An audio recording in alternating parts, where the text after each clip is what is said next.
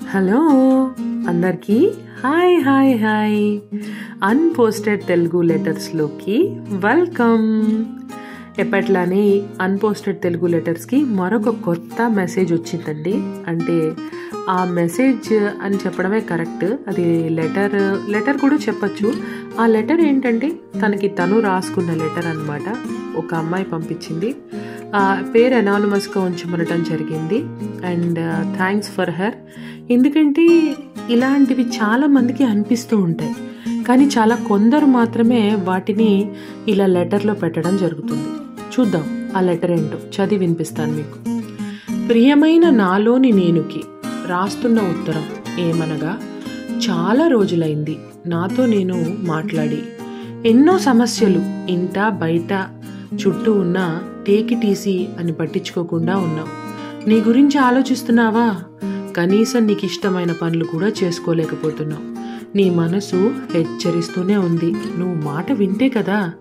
అయినా నా పిచ్చి కానీ నీ ప్రాణం మనసు ఎప్పుడూ నీ ఫ్యామిలీ గురించి ఆలోచించేటప్పుడు ఇక నా గురించి ఏం ఆలోచిస్తావు? నీలో ఉన్న నాకు అదే ఇష్టం, కానీ అప్పుడప్పుడు నా ఇష్టాల గురించి కూడా ఆలోచించు ప్లీజ్. ఇట్లు నీలో ఉన్న నేను. చాలా బాగా రాశారు. ఇలాంటివి ఎంతోమంది కనిపిస్తూ ఉంటాయి, కానీ ఆ క్షణం అలా గడిచిపోతుంది అంతే. వాటిని పేపర్ తీసుకొచ్చి పెన్ తీసుకొచ్చి పేపర్ మీద ఎవరూ రాయరు, కానీ మీరు ఇట్స్ అ గ్రేట్ జాబ్, మీరు అది రాయడం జరిగింది. I'm very happy for that and we're appreciating you for such thought. ఇలాంటివి మీలో ఎంతమంది కనిపించాయి? ఇంకా ఇలాంటి ఫీలింగ్స్ మీకు ఏమైనా కలిగి ఉంటే, అంటే మీకు మీరు చెప్పుకునేవి, మిమ్మల్ని మీరు ప్రేమించుకోవాలి అని గుర్తు చేస్తున్నవి ఎక్కువ ఆలోచించకండి.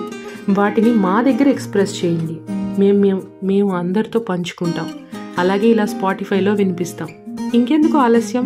వెంటనే మీ అన్ఎక్స్ప్రెస్డ్ ఫీలింగ్స్ని, థాట్స్ని, మెసేజెస్ని unposted teluguletters@gmail.comకి మెయిల్ చేయండి, లేదా మా ఇన్స్టాగ్రామ్ అకౌంట్కి DM చేయండి.